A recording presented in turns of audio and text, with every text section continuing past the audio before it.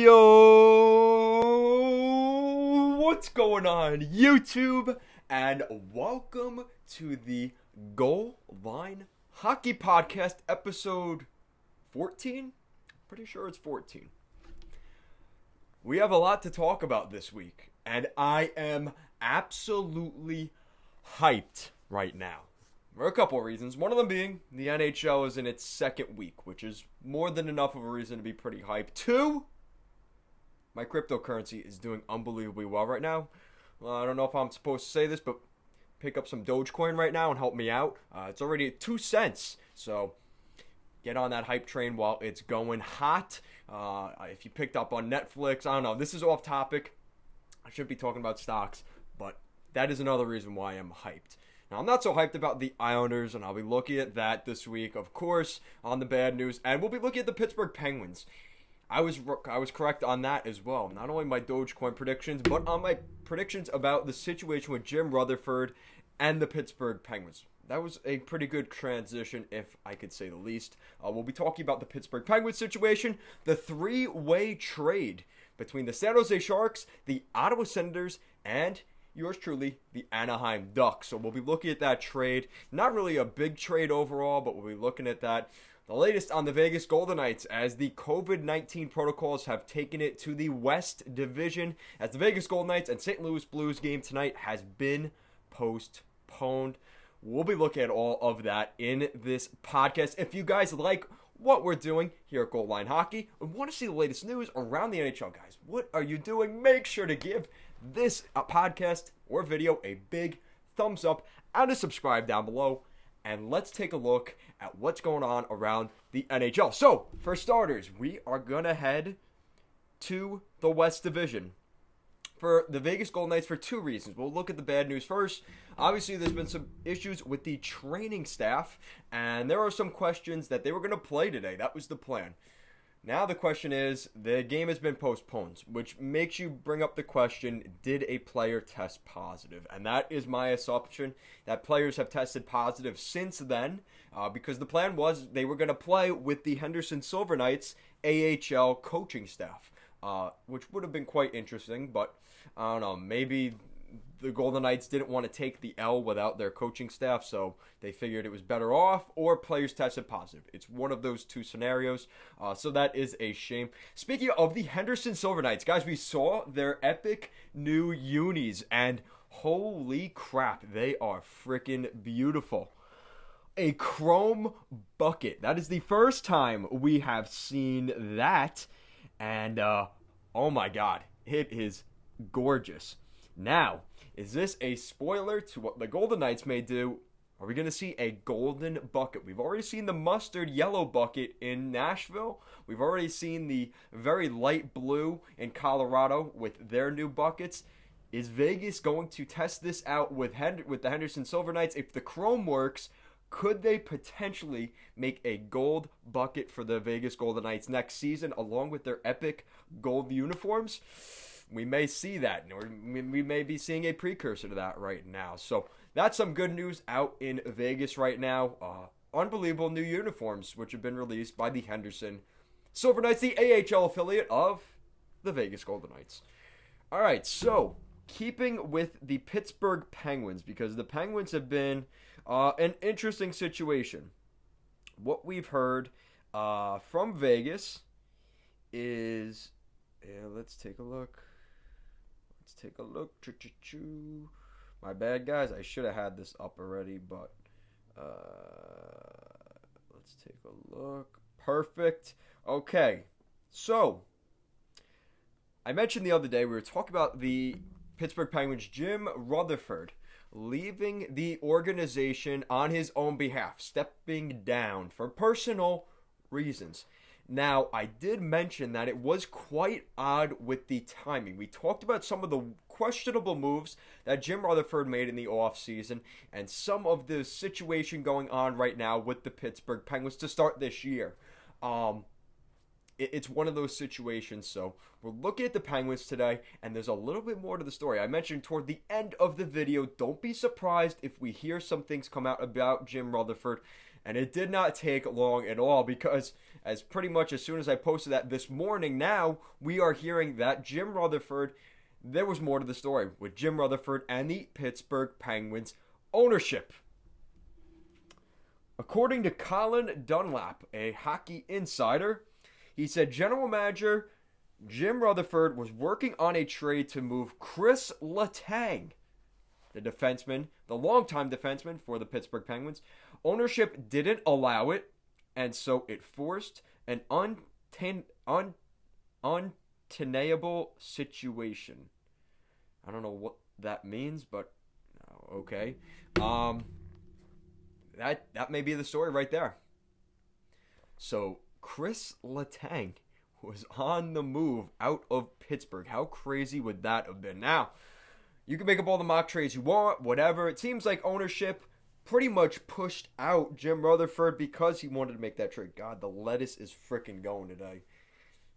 I have no control over this. But, yeah, I mean, give Pittsburgh's management some credit maybe, because we saw this slide starting to happen. He trades away Patrick Hornquist from Michael Matheson. I'm not going to let that one down because that's the day that trade was made. It didn't look like a good trade. Colton Sevier, I mean, Patrick Hornquist. So anyway, Pittsburgh was in a heck of a predicament with that trade. They also made the questionable trade with Phil Kessel going to Arizona, where they picked up Galchenyuk. And since then, Galchenyuk has gone to Minnesota. They did pick up Jason Zucker in return, which he is still part of the organization. So that seems to be working out well. But it's still a lot of questionable moves that Jim Rutherford has been making. And now, if they were going to trade Chris Letang, that may have been the epic one out of all of it. And the questionable thing is, too, we were hearing, if they were close to a trade, we know out in St. Louis, Vince Dunn was on the trade block. Is there a potential situation where we saw a Vince Dunn for Chris Letang sort of situation going on? I don't know. Again, we could speculate all we want, but at the end of the day, we just really don't know all the details. But I did think that was quite interesting. Chris Letang may have been the reason why Jim Rutherford stepped down as general manager of the Pittsburgh Penguins. And since then, they have an assistant general manager who is taking place. But now we've been hearing the names that are out there. Possible replacements for the Penguins general manager position. Tom Fitzgerald, who is right now with with the New Jersey Devils, which is quite interesting because he did spend a lot of time, you look at the recent history between the Penguins and the New Jersey Devils. Once Reichero got fired from his position with the Pittsburgh Penguins, he became the general manager of the New Jersey Devils. Now, since then, things have not worked out because Tom Fitzgerald is the general manager of the said New Jersey Devils now, and maybe the Pittsburgh Penguins want to pry him away from New Jersey. So that's something to keep an eye on. We've also heard about Ron Hextall. You all know the story of Ron Hextall, a fighting goon goaltender back in the 80s. For the Philadelphia Flyers, was the general manager of the Philadelphia Flyers for a little while. Had a little bit of turmoil with the Flyers, just could get the team to the postseason, but couldn't really get anywhere beyond that. And that was a situational spot for Ron Hextall. I believe he's in a management or scouting position somewhere, but I don't remember where. But that is really the big focal point. He was the general manager of the Philadelphia Flyers, which seemed like the perfect fit that he was with Philly. But now he could go to their state rivals in Pittsburgh, which would be interesting. Jason Botterill is an interesting name because Jason Botterill, he's most recently the general manager of the Buffalo Sabres. Now, since he was fired and let go by the Buffalo Sabres, he became part of the management staff for the newly expanded Seattle Kraken in a managerial role. So, again, he's back in management somewhere, which is good news. But before, we got to go back in the time machine. Before Jason Botterill went to the Buffalo Sabres as the general manager, he was down in Pittsburgh as a director of amateur scouting and an assistant general manager during their cup runs with, who we just talked about earlier, Jim Rutherford. So all these guys, it's like the goalie carousel. It seems like they all go to different places and get replaced here, and somebody takes their spot, and then he goes here to replace him. It's a crazy situation, but that's been some of the names we've been hearing. Another interesting name, John Ferguson Jr. Why have I heard of that name? I think that's a New York Rangers director of scouting or an assistant general manager. John Ferguson. I've heard of that name before. Chris Drury has been a name out there. Again, another New York Rangers, either director of amateur scouting or an assistant GM. I've been hearing those names recently with the New York Rangers, as well as everybody's favorite. And this is probably the most interesting name. And he won a Stanley Cup back in Boston. Okay, you guys know who I'm talking about. He went to Edmonton and had an utter collapse with Connor McDavid. Peter Chiarelli. Peter Chiarelli is still being talked about as a general manager. Now, are we going to hear anything about Pierre Maguire? I don't know. I mean, they're interviewing Peter Chiarelli, so I don't see how far off that is. Now, I know Peter Chiarelli has been in a director of amateur scouting role, most recently with the St. Louis Blues. So that's something to keep an eye on. He has been in the game. It's just a question of, will he become a manager again? I don't know if teams are going to be that quick to do something like that. But definitely interesting. A couple of names we've been hearing out there. We'll see what happens. Who do you guys think would be the best role or best fit in that role for the Pittsburgh Penguins general manager position? Honestly, out of all these names, I think the two most interesting names are probably the guys from the New York Rangers organization, John Ferguson Jr. and Chris Drury. I think they've done a very good job with the New York Rangers. I think who's the guy that came over from Columbus? John Davidson. He's done a good job with the New York Rangers and their situation. So I wouldn't be surprised if guys from the New York Rangers management start to get pried away. Now, I think the best storyline would be Drury, Ferguson, or a guy like, potentially a guy like Ron Hextall, who is a Philadelphia Flyers, legend, becoming the manager of the Pittsburgh Penguins. That would be quite interesting. So we'll see what happens. Maybe Botterill goes back to Pittsburgh. I think we're in a situation now where it's kind of like, once you move on from a team like that and something like that, it's like, all right, maybe, there are greener pastures. And I think that's going to be the situation with Botterill. I think he's got a really sweet deal in Seattle. The expectations may not be super high right out of the gate like in Pittsburgh. So it's going to be interesting. Whoever takes this Pittsburgh job, though, is going into a tough situation. You've got Sidney Crosby and Evgeny Malkin starting to go on the decline of their NHL careers. So there's going to be questions about that. And I just think, you look at some of the young guys that are coming in, like John Marino, who is very promising. You still have some questions in between the pipes with Tristan Jarry and Casey DeSmith being so out of the gate, nothing really special. I don't know. This is going to be an interesting situation for whoever takes that spot. I'm excited to see what the Penguins look like over the next couple years. I think they've gone down since those Stanley Cups back in 2016 and 2017.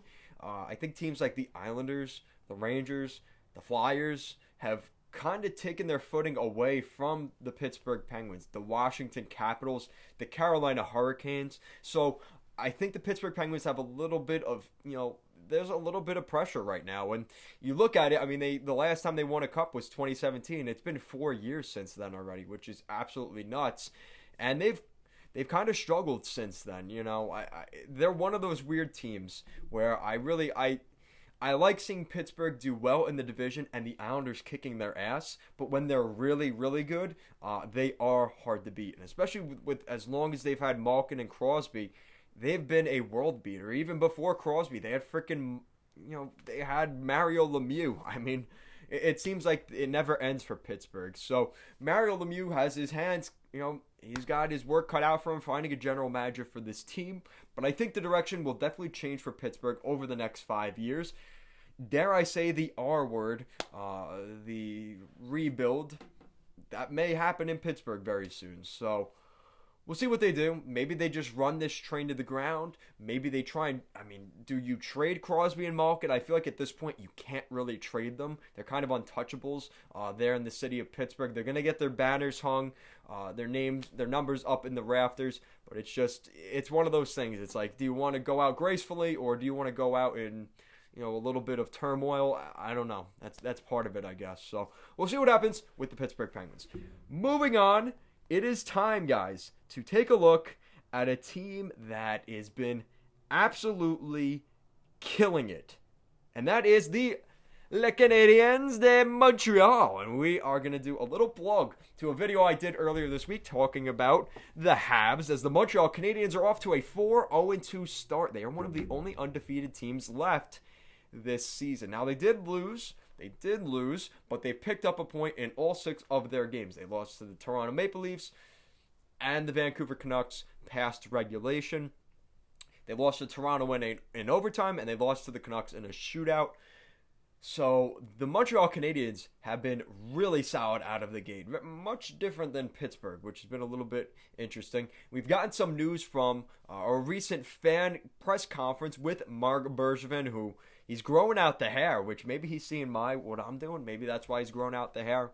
I'm sure that's why. But Marc Bergevin was asked about the situation with Cole Caulfield right now and potentially Dylan Holloway, who is in Wisconsin. Now, we didn't get much news on Dylan Holloway. He's been playing with the Wisconsin Badgers alongside Cole Caulfield, and they have been pretty solid. I believe they're 4th in the Big Ten right now, behind teams like Notre Dame, Michigan, and who's the other team? I don't remember. Cole Caulfield is 2nd in the NCAA right now in Division I hockey, with the 2nd most points per game right now in the league, behind some player from Quinnipiac who's 24 years old. So that's something to keep an eye on. I'm very excited to see what happens with Cole Caulfield. Marc Bergevin said the plan is to have him in the organization by the end of his collegiate season, whether that be in the American Hockey League with Laval, potentially on the taxi squad, or on the active roster, playing in a top 6 role potentially with the Montreal Canadiens. So a lot of excitement there. The one question, though, Bergevin did not have an answer to with this is, I think the cap is going to be a concern for Marc Bergevin in bringing in a guy like Cole Caulfield. So we'll see what happens. I'm pretty excited. He seems to be doing really well right now in the NCAA. My Penn State's not doing that good, but whatever. That's besides the point. They won the Big Ten championship last year, so I'm okay with that. So, guys, let's move on to the best part of the podcast for you guys. I'm going to answer some of your guys' questions from the YouTube comment section down below, and let's get right into it. So, starting things off, we have Justin Mercado. Wow, so not showing a lot of taste toward the Minnesota Wild. Justin Mercado said, I think Minnesota is garbage. They won't make the playoffs. It's still early. I will agree with you on that. But to say they're garbage, I think is a little much. They're 4-3 to start the season. They're at 571 point percentage.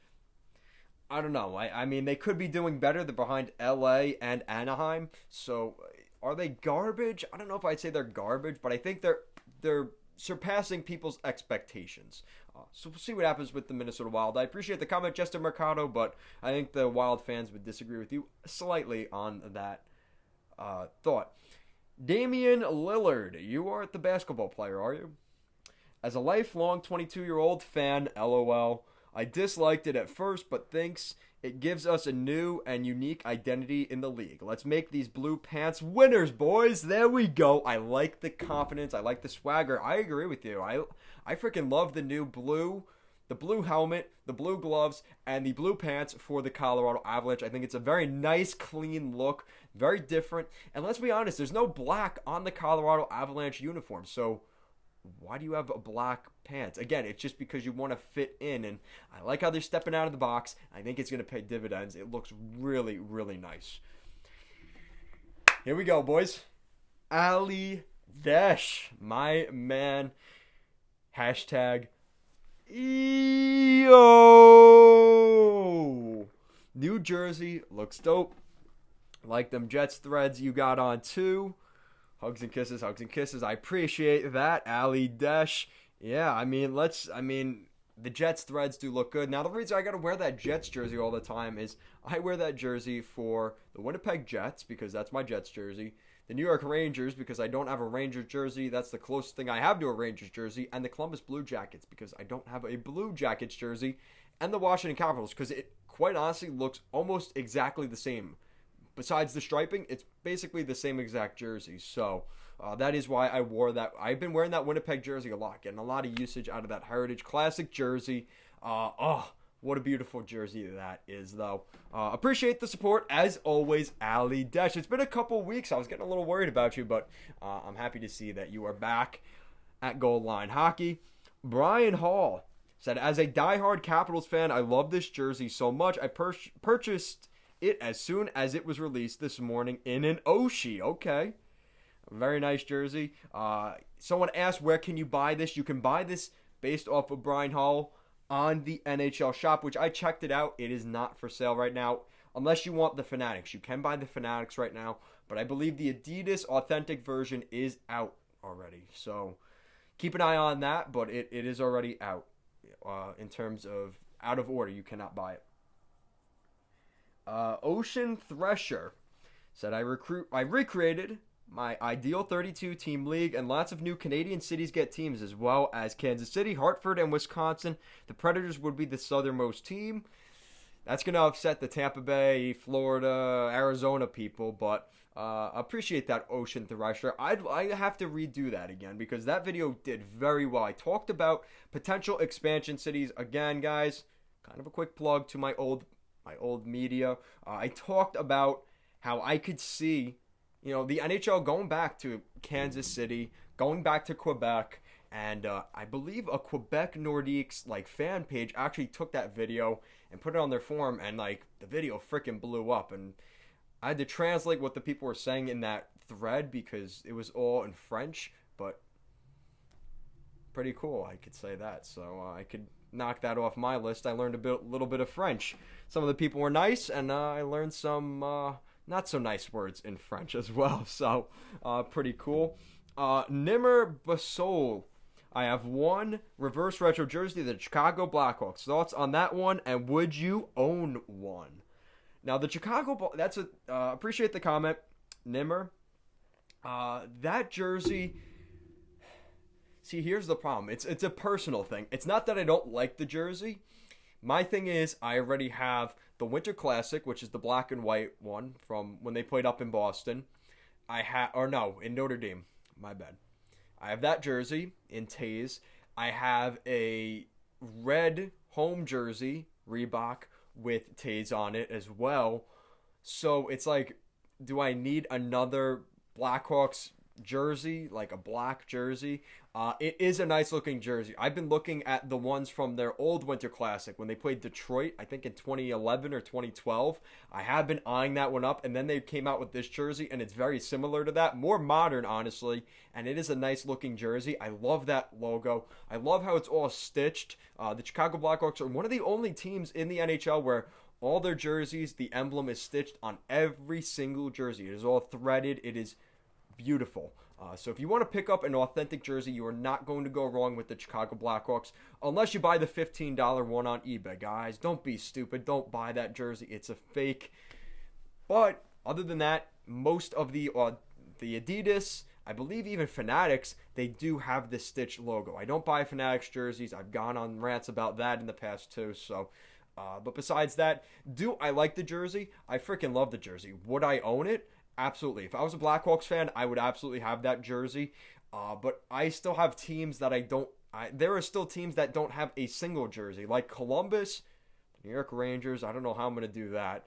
The Columbus Blue Jackets, the Toronto Maple Leafs. I don't have a Leafs jersey yet. So there are still teams around the league that I don't have a jersey for. Do I need a third Blackhawks jersey right now?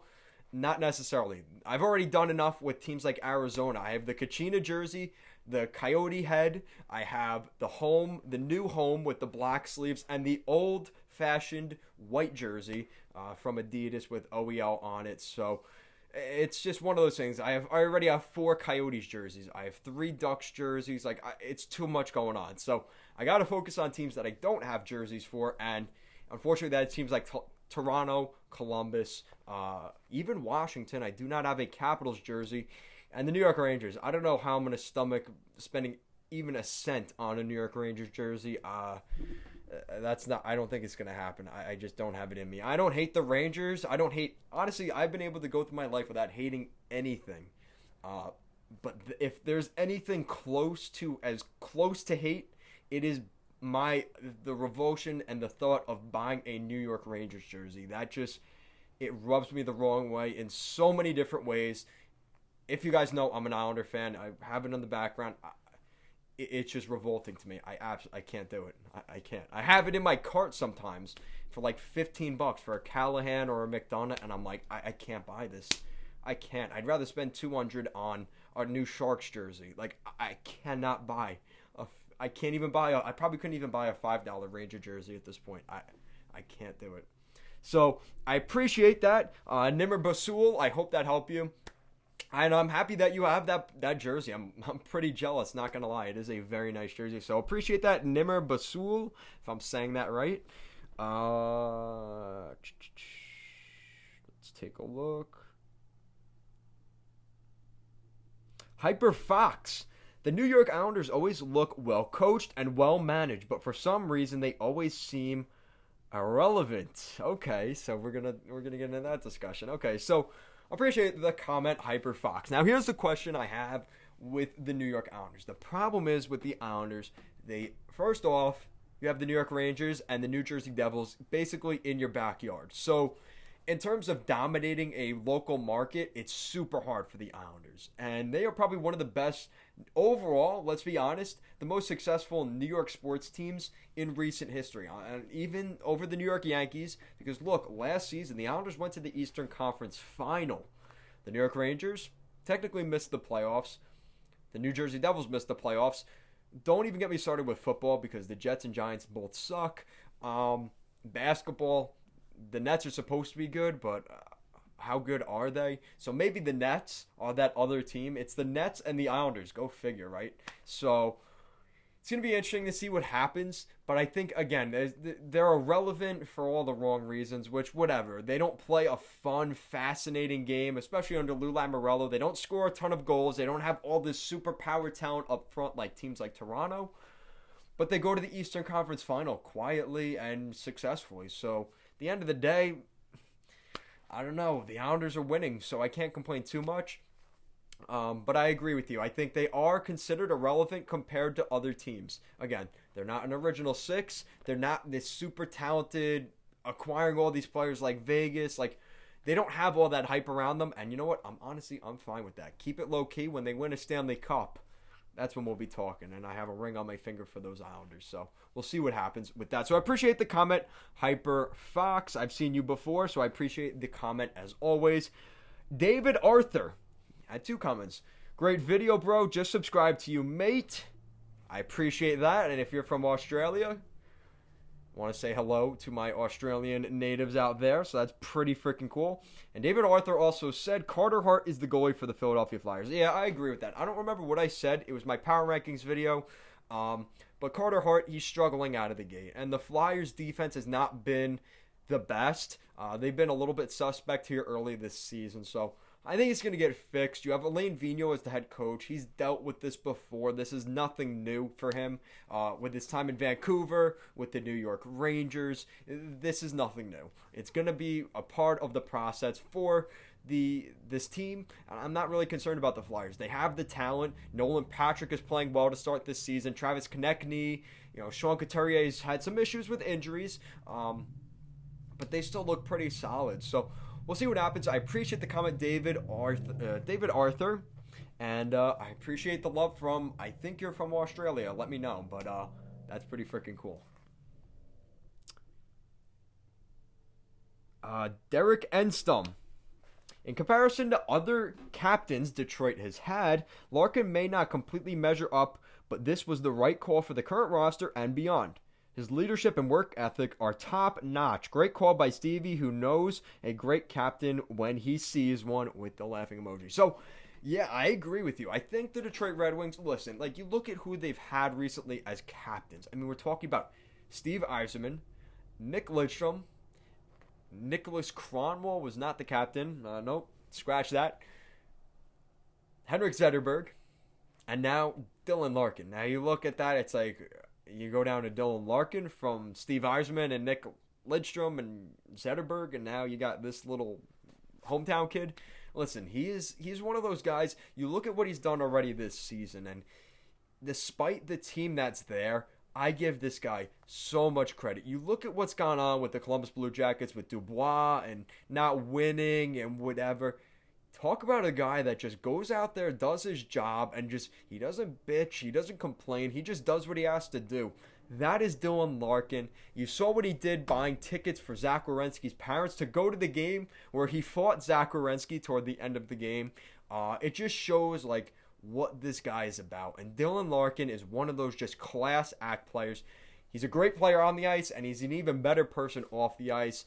Someone that I really hope that some of those kids there in Detroit and Michigan look up to, because he really is one of those guys that just is a great example of a leader. So great to see that. I appreciate the comment, Derek Enstom. He doesn't have the skill of some of his predecessors at the captaincy position, but he has the heart of gold. So give Dylan Larkin some credit for that.